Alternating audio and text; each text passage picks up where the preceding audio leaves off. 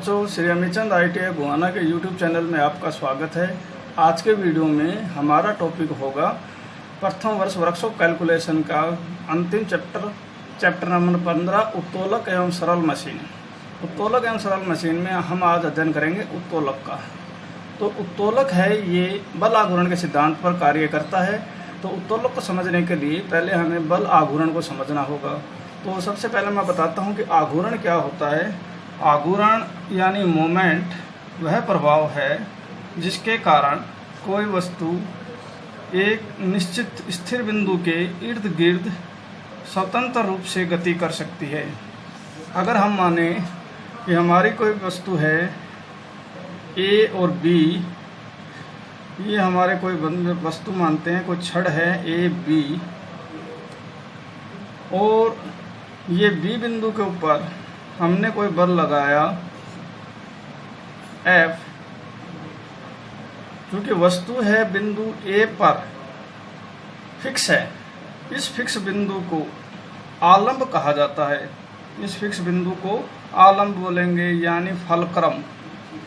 आलंब अंग्रेजी में इसे फलक्रम कहते हैं। अगर इस बिंदु वस्तु ए बी के बिंदु बी पर अगर हम कोई बल F लगाते हैं तो वह आघूर्ण बल के कारण उत्पन्न होगा, बल का प्रभाव होगा, इसलिए उसे बल आघूर्ण बोलेंगे। तो वह होगा बल आघूर्ण, और बल आघूर्ण बराबर होगा बल गुना इस बल की बिंदु बी से, जो कि आलंब है, आलंब से लंबवत दूरी 90 डिग्री पर, ये बल है 90 डिग्री पर लग रहना चाहिए। तो बल जो 90 डिग्री पर लग रहा है, तो बल की आलंब से लंबवत दूरी, तो बल आघूर्ण बराबर हो जाएगा बल गुना बल की आलंब से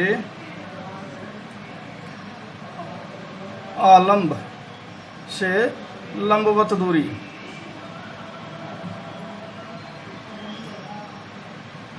लंबवत दूरी ये बल आघूर्ण का सूत्र होगा। बल आघूर्ण बराबर हो जाएगा बल गुणा बल के आलंब से लंबवत दूरी। तो आघूर्ण के बारे में मैंने आपको पहले भी बताया कि वह प्रभाव जिसके कारण कोई वस्तु एक निश्चित स्थिर बिंदु के इर्द गिर्द स्वतंत्र रूप से गति करने के लिए स्वतंत्र होती है, वह आघूर्ण होता है। और आघूर्ण अगर बल के कारण उत्पन्न हो रहा है तो उसे बल आघूर्ण कहा जाता है। अगर हम इस बिंदु ए पर ये फिक्स है, बिंदु बी पर हमने बल लगाया है, और अगर हम इसको इस तरफ खींचेंगे तो वस्तु इस तरफ आने की कोशिश करेगी, और अगर हम बल की दिशा अगर बी F इस तरफ कर देंगे तो वस्तु इस तरफ जाने की कोशिश करेगी, यानी वस्तु ए के इर्द गिर्द गति करती रहेगी, तो दोनों तरफ आपस में गति करती रहेगी, इधर इधर। तो ये बल आघूर्ण है। आगे देखिए, उत्तोलक बल आघूर्ण के सिद्धांत पर ही कार्य करता है। अब मैं आपको बताता हूँ कि उत्तोलक क्या होता है। उत्तोलक एक सीधी दृढ़ छड़ होती है।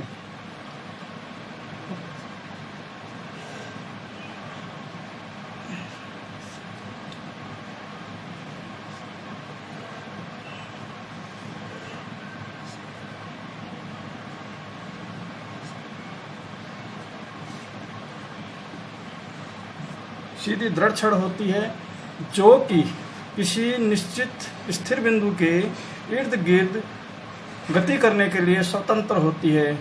उत्तोलक आमतौर पे हम अपने व्यवहारिक जीवन में काफ़ी देखते हैं, जैसे कि चिमटा है, उत्तोलक का ही उदाहरण है। आपने देखा होगा कि चिमटे अगर हम बनाते हैं,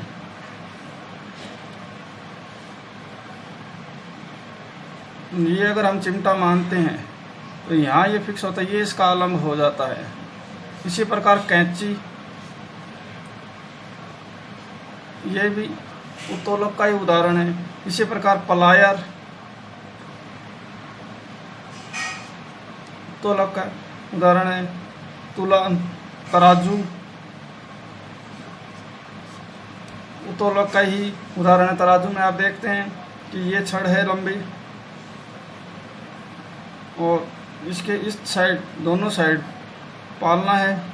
इसमें एक साइड हम बाट रखते हैं और एक साइड हम कोई वस्तु रखते हैं। और यहाँ पर स्थिर बिंदु पर ये फिक्स रहती है, तो ये स्थिर बिंदु आलंब हो जाता है। ये स्थिर बिंदु आलंब हो जाता है। तो ये तराजू है अपना। इसके एक कोई भी सामने वस्तु तोलने के लिए हम एक तरफ इसके बराबर वजन रखते हैं, वजन के बराबर जो वस्तु तोलनी होती है वो यहाँ हम रखते हैं। अब बात आती है कि संतुलन की अवस्था। संतुलन की अवस्था के मतलब ये होता है कि जब ये उत्तोलक संतुलन में कब होगा। उत्तोलक संतुलन में तब होगा जब इसके जितना वजन यहाँ पर है उतने ही भार की वस्तु यहाँ पर होगी और आपके तराजू की जो सुई है बिल्कुल सीधी होगी, तब हम कहेंगे बिल्कुल बराबर भार का वजन तुल गया है। उस समय ये जो छड़ होती है सीधी उत्तोलक, ये बिल्कुल सीधा होगा हॉरिजॉन्टल में, तो हम कहेंगे कि आपका तराजू संतुलन में है। उस समय क्या होता है कि यहाँ पर भी दो बल आघूर्ण काम करते हैं। पहला बल आघूर्ण होता है भार के कारण काम करता है, दूसरा बल आघूर्ण इस वस्तु के कारण काम करता है। ये भार W जो होता है ये इस तराजू को इस तरफ खींचता है, झुकाता है, तो ये वस्तु का जो भार होता है ये इसको इस तरफ लेने की कोशिश करता है। तो आलंब के सापेक्ष दो भार काम करते हैं हमारे, दो आघूर्ण हमारे काम करेंगे, एक आघूर्ण इधर। तो पहला जो आघूर्ण हो जाएगा वो इस भार के बाट के कारण होगा, W के कारण, और दूसरा जो आघूर्ण होगा वो होगा इस वस्तु के भार के कारण। अगर ये दोनों आघूर्ण बराबर होंगे तो हम कहेंगे कि वस्तु संतुलन में है। यही आघूर्ण का सिद्धांत है जिस पर उत्तोलक काम करता है। उत्तोलक का उपयोग हमारी दैनिक क्रियाओं को सरल बनाने हेतु किया जाता है, जैसे कि चिमटा या तराजू या अपन घर पे हैंडपंप काम में लेते हैं वह, ये सब उत्तोलक के ही उदाहरण हैं। इनके द्वारा क्या होता है कि अपन ज़्यादा भार को या ज़्यादा वजन को कम प्रयास में उठा सकते हैं। किसी भी कार्य को करने में हमें, किसी भी कार्य को करने के लिए हमें कम प्रयास की आवश्यकता होती है, कम बल लगाने की आवश्यकता होती है, वहाँ पर उत्तोलक काम आता है। देखिए इसके लिए हम सूत्र स्थापित करते हैं उत्तोलक के अंदर।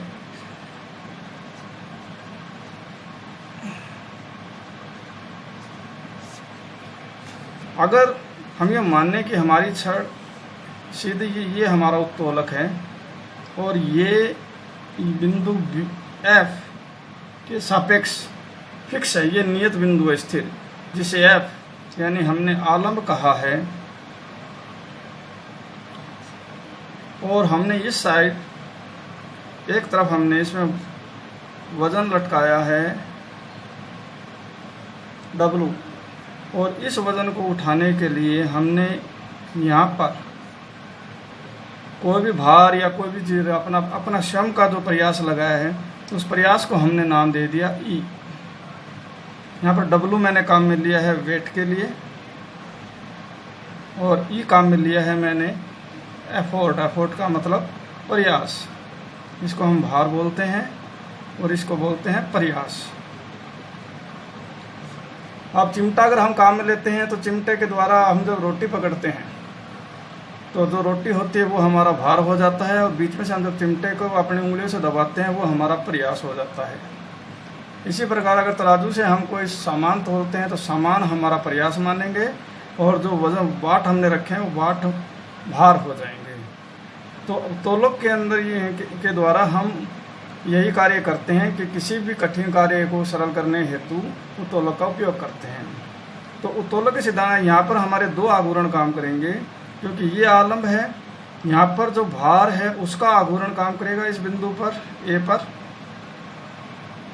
और बिंदु B पर प्रयास जो कि इसे नीचे की ओर खींच रहा है उसके कारण जो आघूर्ण है काम करेगा। अब ये जो उत्तोलक AB संतुलन में जब आएगा तो ये हो तो कब आएगा कि भार के कारण आघूर्ण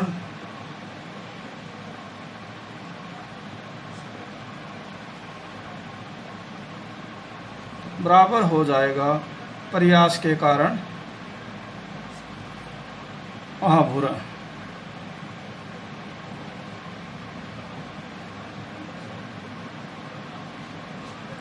नोट याद रखना कि भार जो होता है हमें दिया हुआ रहता है। प्रयास जिसको जो हम बल अपनी तरफ से लगाते हैं भार को उठाने के लिए, वो प्रयास होता है। अगर आप पानी खींचते हैं हैंडपम्प से तो पानी का जो भार होता है वो भार होगा, और जो बल आप लगाएंगे पानी को ऊपर लाने के लिए हैंडपम्प के हत्थे के ऊपर, वो आपका प्रयास होगा। इसी प्रकार अगर आप प्लायर से कोई चीज़ पकड़ते हैं तो जो वस्तु जिसे आपने पकड़ा है वह भार होगी, और आपने प्लायर को जो पकड़ने के लिए जो बल अपनी उंगलियों से लगाया है वो आपका प्रयास होगा। तो बल आघूर्ण का सिद्धांत यहाँ पर लगेगा। भार है आपका W गुणा, अब भार के तरफ की जो भुजा फलक आलम्ब से और भार की भुजा के बीच की जो भार के बिंदु के बीच की जो भुजा होती है, इसे भार भुजा कहा जाता है। और आलम्ब से प्रयास के बीच की जो दूरी होती है उसे प्रयास भुजा कहा जाता है।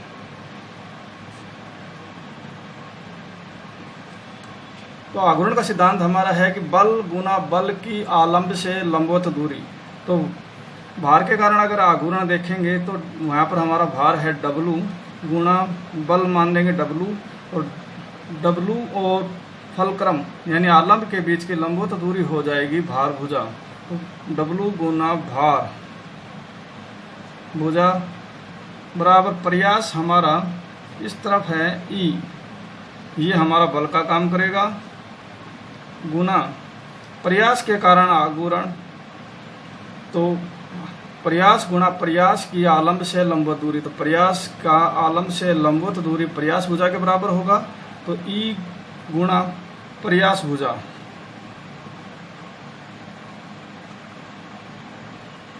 अगर हम ये मान लें कि ये दूरी है हमारी D1 और ये दूरी हम मानते हैं D2, तो ये हो जाएगा W गुणा D1 बराबर E गुणा D2। अब हम अध्ययन करते हैं उत्तोलक के प्रकार के। तो उत्तोलक मुख्यतः दो प्रकार के होते हैं। पहला सीधी छड़ वाला उत्तोलक और दूसरा मुड़ी हुई छड़ वाला उत्तोलक।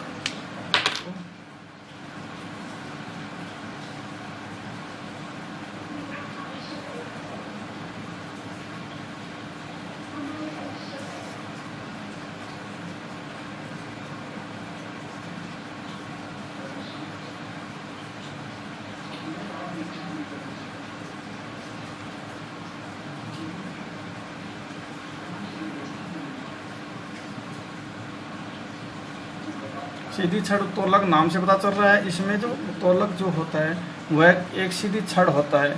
हम इंग्लिश में इसे लिखते हैं स्ट्रेट क्रैंक।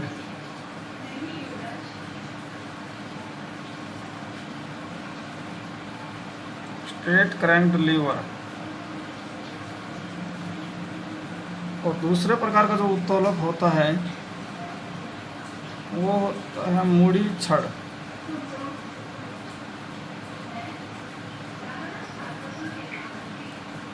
इंग्लिश में इसे कहा जाता है बेल क्रैंक लीवर।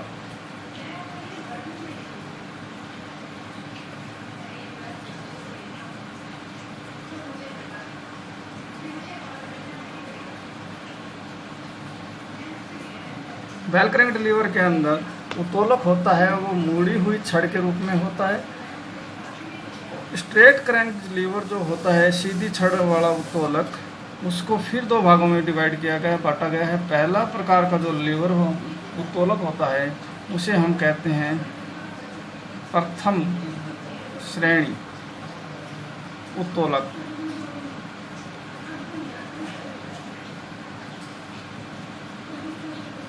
इंग्लिश में होता है फर्स्ट ऑर्डर लीवर।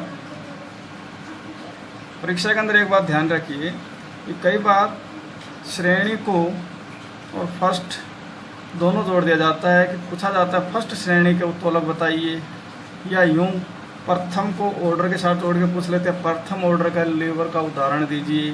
तो ये ध्यान रखना चाहिए कि अंग्रेजी में और हिंदी में दोनों में आपको पता होना चाहिए।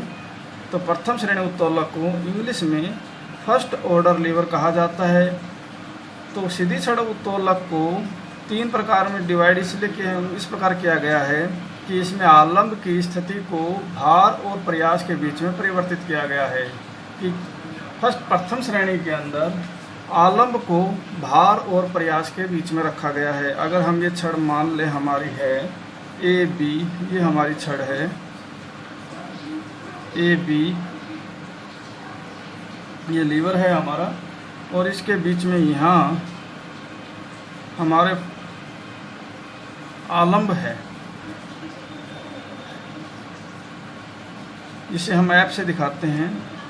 तो प्रथम श्रेणी उत्तोलक के अंदर आलम्ब होता है भार और प्रयास के मध्य रहता है,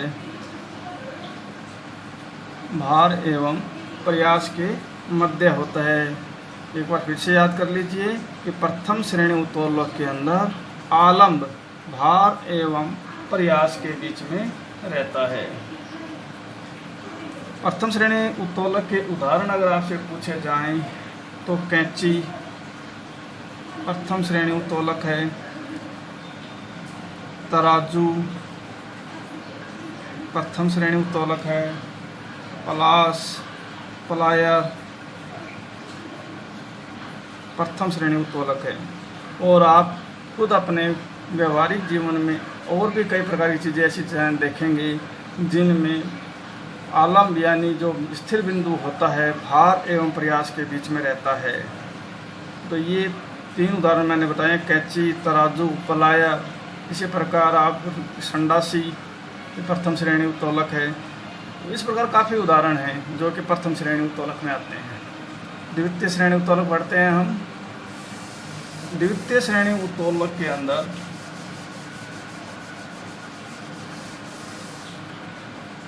आलम्ब अंत में होता है, भार जो होता है वह प्रयास और आलम्ब के बीच में होता है।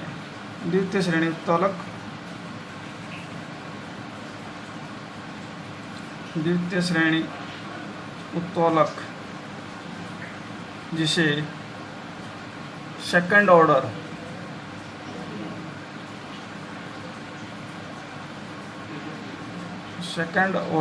लीवर कहा जाता है।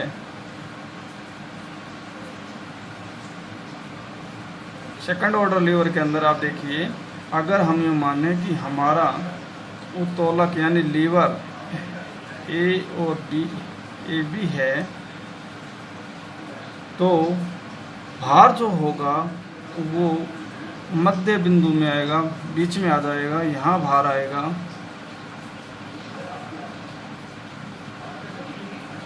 और प्रयास या फलक्रम आलम्ब किसी भी कोने पे आ सकता है। ये हमने माना आलम्ब, और इस बिंदु पर आ जाएगा प्रयास। प्रयास इस बिंदु पर आ जाएगा। यानी प्रथम श्रेणी द्वितीय श्रेणी उत्तोलक के अंदर भार होता है, प्रयास के और आलम्ब के बीच में रहता है, जबकि प्रथम श्रेणी के अंदर हमने पढ़ा था कि आलम्ब होता है, प्रयास और भार के बीच में रहता है। यानी आलम्ब की, प्रयास की, भार की स्थितियों का परिवर्तन करने पर अलग अलग श्रेणी के उत्तोलक बनते हैं। तो द्वितीय श्रेणी के अंदर भार जो होता है प्रयास और आलम्ब के बीच में रहता है। तो आप देखेंगे इस प्रकार के उत्तोलक के लिए आपने सुपारी काटने के लिए जो सरोता काम आता है वो द्वितीय श्रेणी उत्तोलक का ही उदाहरण है। आप देखेंगे कि अगर आपने यूँ मानते हैं कि ये आपका सरोता है, यहाँ आलम्ब होता है, और यहाँ पर अगर आप अपना जो भी सुपारी रखी जाती है, या आप यूँ मान लीजिए कि कैरी वगैरह काटने के लिए जो हम कैरी काटने के लिए जो उपकरण काम में लेते हैं, गंडासा जिसे बोलते हैं, वो भी इसका ही उदाहरण है। तो ये आलम्ब हो गया। स्रोता जो है आपने यहाँ रखा, ये सुपारी है, ये आप मान लेते हैं आपका भार, और आपने जब इसको दोनों हाथों से दबाया ये हुआ आपका प्रयास। तो आप देखेंगे कि भार है आलम्ब के और प्रयास के बीच में आता है। तो द्वितीय श्रेणी उत्तोलक में उदाहरण है आपका सरौता। इसी प्रकार नींबू निचोड़ने का जो भी आप मशीन काम में लेते हैं, नींबू निचोड़ने, नींबू का रस निकालने के लिए हम काम में लेते हैं नींबू निचोड़ने वाला उपकरण। सामान ढोने की जो गाड़ी आती है जिसे ठेला हम बोलते हैं, सामान ढोने की गाड़ी, ये तीनों आपके द्वितीय श्रेणी उत्तोलक हैं। आप देखेंगे कि इसके अंदर आलम्ब है वो एक कोने पे रहता है, प्रयास एक कोने पे रहता है, बीच में भार आता है। और अंतिम प्रकार का जो उत्तोलक है प्रथम श्रेणी, इसकी सीधी छड़ वाले श्रेणी के अंदर, वह है तृतीय श्रेणी लीवर। तृतीय श्रेणी लीवर, तृतीय श्रेणी उत्तोलक। तृतीय श्रेणी उत्तोलक के अंदर प्रयास है वो आलम्ब के और भार के बीच में रहता है। थर्ड ऑर्डर लीवर, इसके अंदर अगर हम ये मान लें ये ए बी, ये दो हमारे बिंदु हैं उत्तोलक के लीवर के, और अगर यहाँ हम मान लें कि आलम्ब लगाया है, ये आलम्ब है एफ, और इस बिंदु पर भार होगा और इस बिंदु पर प्रयास होगा, तो आप देखेंगे कि प्रयास है भार के और आलम्ब के बीच में है। प्रयास है भार के और आलम्ब के बीच में है। तो इस प्रकार का जो लीवर होता है उसे हम तृतीय श्रेणी लीवर कहते हैं। जैसे कि आपने देखा है चिमटा,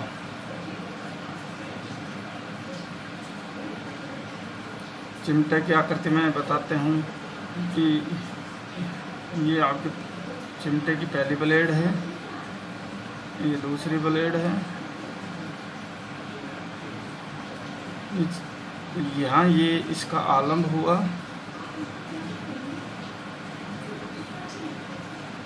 यहाँ पर जो भी रोटी होती है यहाँ हम रोटी पकड़ते हैं जिसे हम बोलेंगे भार।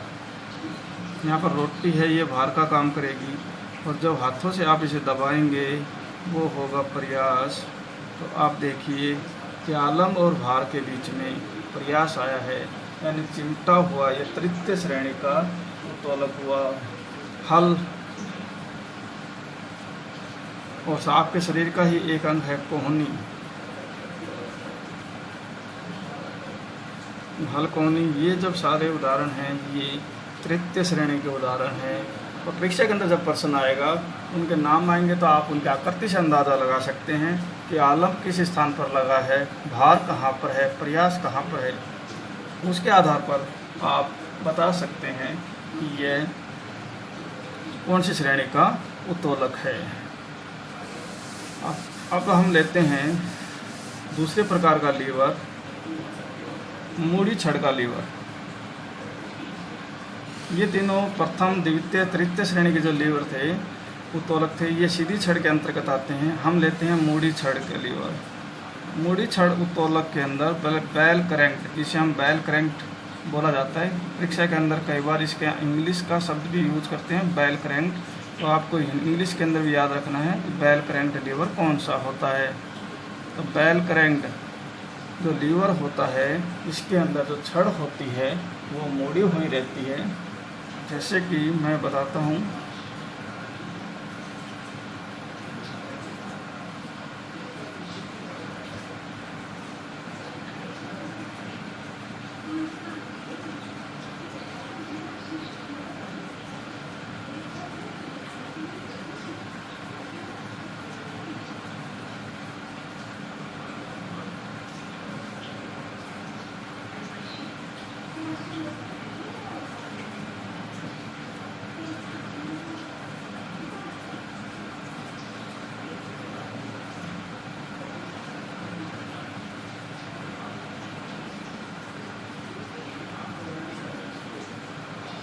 यह है मुड़ी हुई छड़ का उत्तोलक। आलम्ब इस जगह पर होता है, इसे कहा जाता है आलम्ब।